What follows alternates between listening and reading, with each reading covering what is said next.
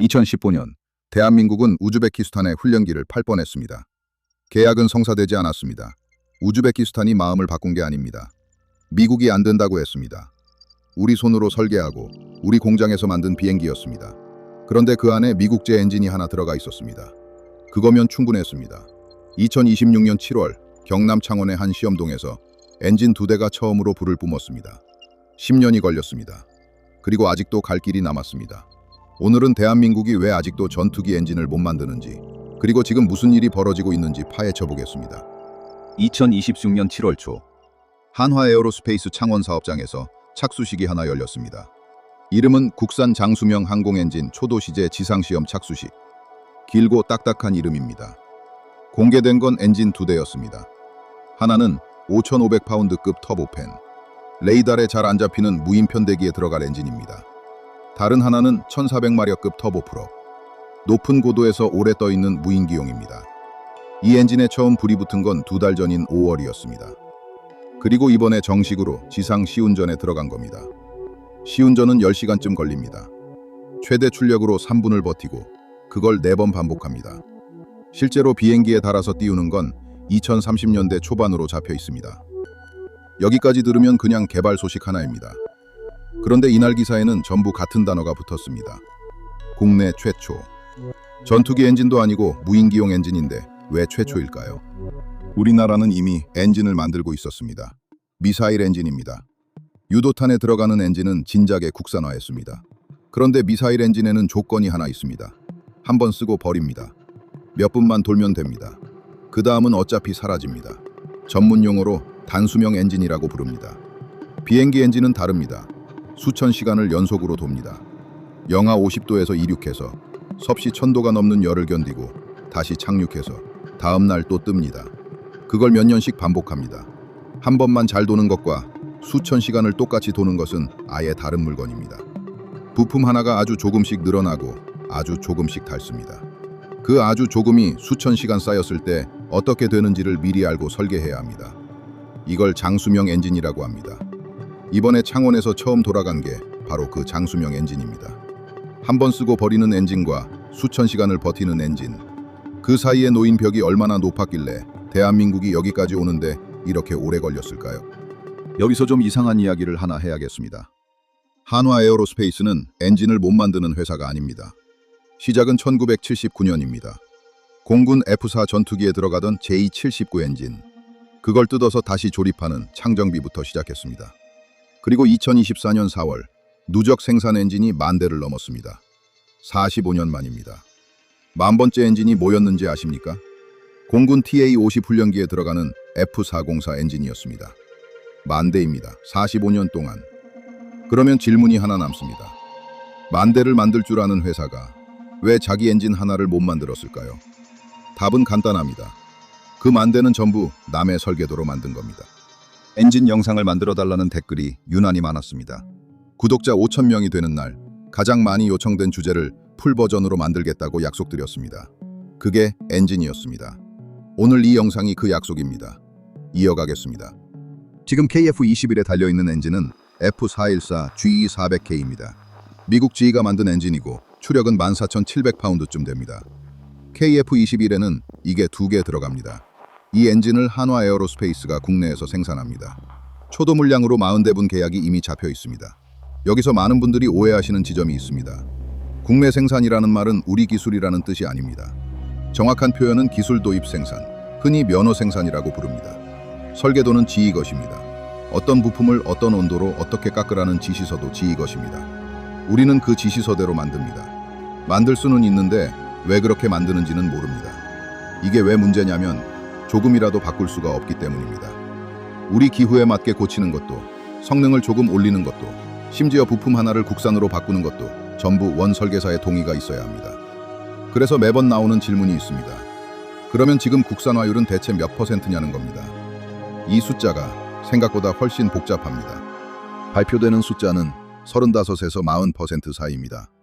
한화 쪽에서는 40%를 이야기합니다. 현장 취재 기사에는 35%, 주요 부품 36개를 국산화했다고 나옵니다. 그런데 정부가 정한 산정 기준을 그대로 적용하면 20%라는 지적이 있습니다. 같은 엔진을 놓고 숫자가 2배 차이가 납니다. 왜 이런 일이 벌어지느냐? 부품 개수로 세느냐? 가치로 세느냐? 핵심 기술로 세느냐에 따라 답이 완전히 달라지기 때문입니다. 그리고 여기서 진짜 중요한 건 퍼센트가 아닙니다. 무엇이 안 넘어왔느냐입니다. 2가지가 안 넘어왔습니다. 첫째, 핫섹션. 엔진에서 가장 뜨거운 구간, 고압 터빈입니다. 둘째, 파덱. 엔진을 실시간으로 제어하는 전자장치입니다. 하필 이 둘이 엔진에서 제일 어려운 부분입니다. 그러면 이런 생각이 드실 겁니다. 그렇게 어려우면 다른 나라들은 어떻게 하고 있을까요? 대부분은 그냥 사다 씁니다. 첨단 항공 엔진을 자기 힘으로 설계하고 만드는 나라는 손에 꼽습니다. 미국, 영국, 프랑스, 러시아. 집계 기준에 따라 여기에 한두 나라를 더 넣기도 합니다. 전투기를 만드는 나라는 그보다 훨씬 많습니다. 그런데 그 전투기의 심장까지 만드는 나라는 이만큼입니다. 이게 무슨 뜻이냐면 전투기를 만들 줄 아는 것과 엔진을 만들 줄 아는 것은 난이도가 아예 다른 층에 있다는 뜻입니다. 돈이 안 되는 시장이라서 그런 것도 아닙니다. 항공 엔진 세계 시장은 올해 기준으로 1,700억 달러, 우리 돈으로 266조 원 규모입니다. 2040년에는 3,000억 달러, 468조 원까지 커진다고 봅니다. 이 큰 시장을 몇 나라가 나눠 갖고 있습니다. 들어가고 싶다고 들어갈 수 있는 문이 아니라는 겁니다. 그리고 대한민국은 이미 그 문 앞에서 한번 크게 데인 적이 있습니다. 이제 콜드 오픈에서 꺼냈던 이야기로 돌아가겠습니다. 2015년입니다. 대한민국이 우즈베키스탄에 T-50 초음속 훈련기를 수출하려 했습니다. 무산됐습니다.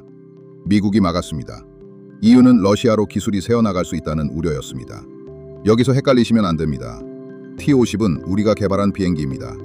설계도 우리 것이고 조립도 우리가 합니다. 그런데 그 안에 미국제 엔진이 들어가 있었습니다. 그거 하나로 충분했습니다. 인도네시아와 필리핀에는 팔았습니다. 팔 수 있어서 판 게 아니라 미국이 승인해줘서 판 겁니다. 그러면 지금은 어떨까요? 10년이 지났으니 좀 나아졌을까요? 미국에는 아이타라는 규정이 있습니다. 국제무기거래 규정이라고 번역합니다. 핵심 조항은 이겁니다. 미국산 핵심 부품이 하나라도 들어가 있으면 그 무기를 제3국에 팔 때 미국 국무부의 허가를 받아야 합니다. 하나라도입니다. 엔진은 하나가 아니라 심장입니다. 그리고 이건 KF-21만의 문제가 아닙니다.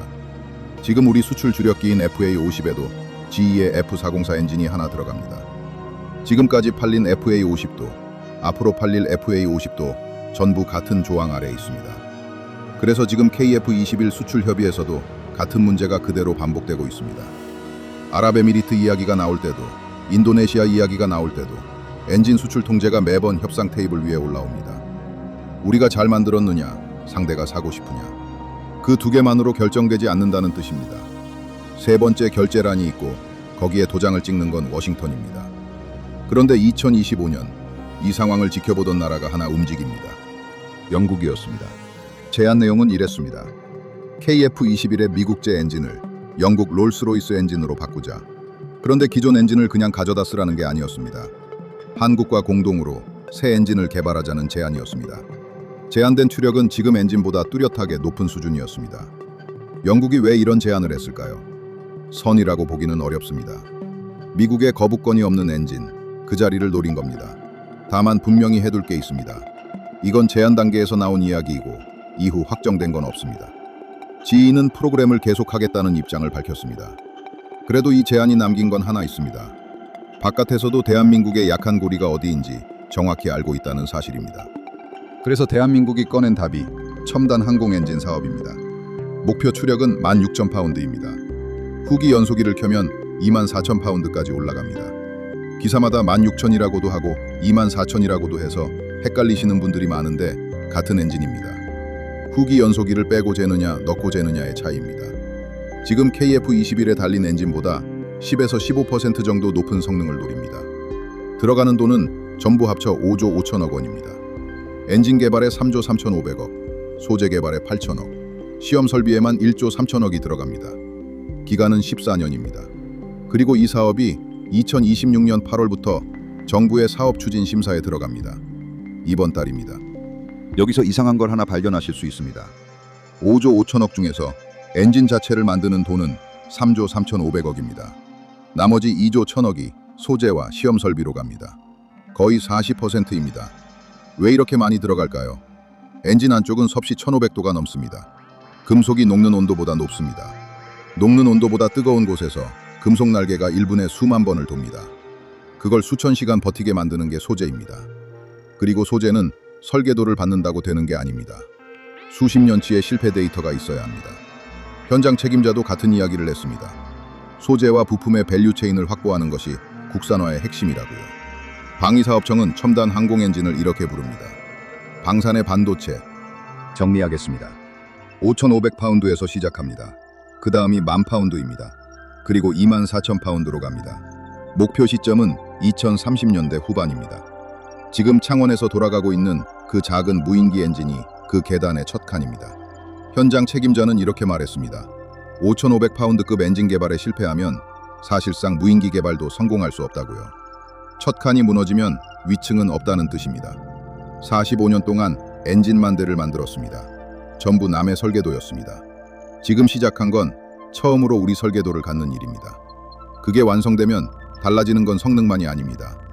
2015년에 우즈베키스탄에서 받았던 그 답을 다시 받지 않아도 된다는 뜻입니다. 14년 뒤에 이 이야기가 어떻게 끝나 있을지 저도 궁금합니다. 오늘 영상은 여기까지입니다. 다음 이야기도 놓치고 싶지 않으시면 구독과 알림 설정 부탁드립니다.